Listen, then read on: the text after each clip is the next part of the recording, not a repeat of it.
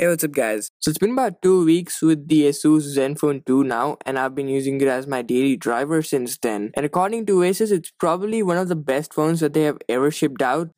Well, I would say let's talk about that. The build quality of the Asus Zenfone 2 is quite interesting in my opinion. It seems like it's made out of metal, but it's not really happening here. It's completely constructed out of plastic and it has been given a shape and a look that resembles metal. So it's got a fake metallic brushed finish to the back, which looks really cool in my opinion, but does not really feel so. Also, the volume rockers and the power button are not on the side bezels, probably because they are too thin to fit them. So the volume rockers have been shifted to the back just beneath the camera, and I've literally got used to them. But what I've not got used to is that awkwardly placed power button on the top of the device. It happens to be probably the worst position that you can place a power button on for such a big phone, but luckily we have been provided on-screen gestures like double tap to wake it up and double tap to make it sleep, which are really amazing and they work really well. So that is quite interesting, but I wish the power button could have been fitted at the back itself. But nonetheless, the phone is also really very heavy, weighing at around 170 grams, which is definitely not light, and boy is it fat. Oh, and yeah, the phone is also pretty big, coming at around 5.5 inches of screen size. Although Asus says that they have fitted this 5.5 inches of screen size in a body of a standard 5-inch phone. So they reduced the bezel size by a significant amount, and you'll notice that they're really thin. But this eventually increased the body to the display ratio to about over 70%, which is pretty awesome. But I didn't really notice such a difference because it's almost as big as a OnePlus One, which happens to be another 5.5-inch mammoth of a phone. So it's not that small. But if we talk about that screen and remove that size factor from it, it's a 5.5-inch full HD display, giving it around 401 pixels every single inch. It's a really crispy display, so you cannot really find any pixelation on there no matter how closely you look on it. It also happens to be an IPS display, so viewing angles should be pretty good, and yes, they were, but the thing that did not really grew on me was the brightness. Now here's the thing, it's probably one of the most brightest displays that I've used indoors, but it also happens to be one of the least brightest phones that I've used outdoors. So this definitely did not grow on me. But at the end of the day, it's probably one of the best displays that I've used for media consumption. So no matter which game I play on it, no matter which video or movie I watch on it, it's a big improvement than any other smartphone with a smaller screen size. While watching video,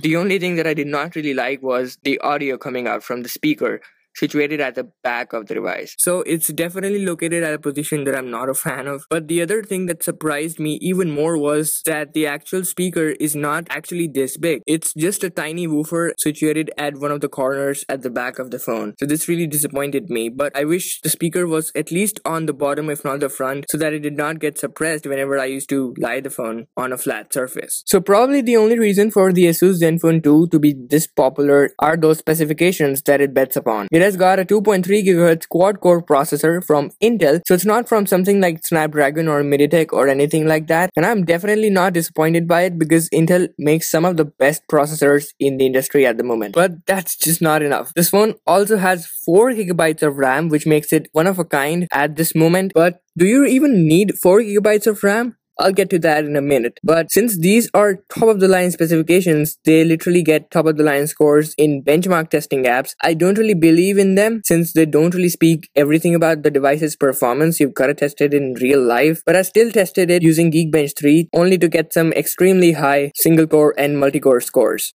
Now, since the screen is so big and absolutely awesome for media consumption, and we have been coupled up with such high specifications, gaming was winning over here. I played games like a boss, literally no lag at all. I could find out no FPS drops, so that was pretty awesome. So you are settled basically. Coming back to the 4 GB of RAM, which I'm really interested in, the only legitimate use of the 4 GB of RAM that I could find in my testing period was handling the ultra heavy custom software that Asus provides to you. Speaking about software, the Zenfone 2 runs on Android 5.0 Lollipop, over which Asus has written down their own custom UI they call Zen UI. And ironically, it happens to be one of the best UIs that I've ever used on a smartphone. Well, first of all, there is hardly anything left stock on the Zenfone 2, literally everything in terms of software has been touched by Asus's software engineers, which according to me is pretty awesome until the fact that it remains smooth and not laggy. And that's definitely what is happening here. You can customize the phone to the root. So if you swipe up from any of the home screens, and you've got a couple of options there, so you can choose various wallpapers, you can choose between various icon packs, which is really amazing. So you've got a couple of them built inside, and then you can probably head on to the store from where you can download or purchase even more. You've also got on-screen transition effects. So you've got wave, cube in, cube out, and a hell lot of effects that you can play around with. I usually change one every single day. You've also got a theme store. Well, first of all, there are a lot of themes that are right away available to you by default. They're pretty awesome, but if you're bored from them, you can head on to the store itself and purchase some new ones for you. So that is pretty awesome, and much more. There's basically nothing about the phone that you cannot customize. The only downside of this custom UI is bloatware. This has got a hell lot of bloatware. So there are a lot of preloaded Asus apps like Asus Share, Asus Help, Asus Support.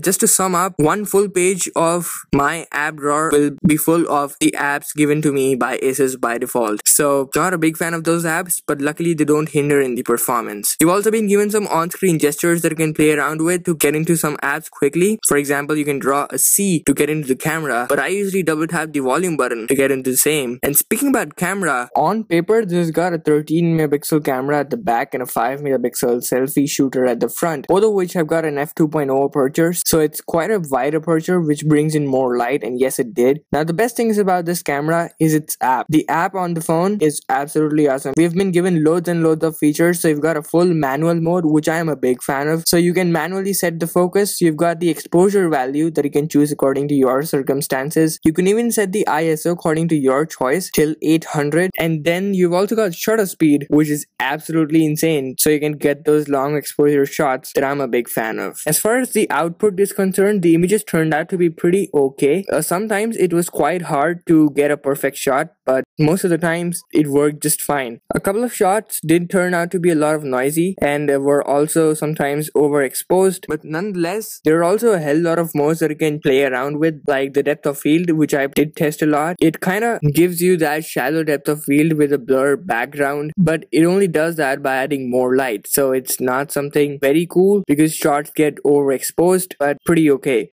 So at the end of the day, the Asus Zenfone 2 is a pretty big phone. It's also a pretty fat phone, which actually says that the battery inside should be a pretty big one. And it's a yes, it's got a 3000 milliampere battery inside, which seems to give one of the best battery lives out there, but that's not the case here. In the normal days of usage, I had to plug it in to the charger before going to the bed, so that was kind of disappointing. I wish it would have lasted for throughout a day, but that didn't really happen. Luckily, you've got turbocharging right into the charger of the phone. You can get up to 60% in just about 40 minutes. That's pretty good. If you are not in vicinity of the charger, you can also turn on the ultra power saving mode, which I tested out and I did not really find that effective, but it does do something like disabling the animations and slightly improving the battery life. But nonetheless, there you have it. That's my final verdict on the Asus Zenfone 2, the only phone in the world to have 4 GB of RAM at the moment. Also happens to be one of those flagships which have a removable back panel, dual SIM card slot, expandable storage, but not a removable battery. But hey, that will not really stop me to get this phone. It has got one of the most fluent custom UIs that you can work on, a decent camera, and a hell lot of power. Thanks a lot for watching this video. Sorry for the delays era, and I'll catch you in my next one.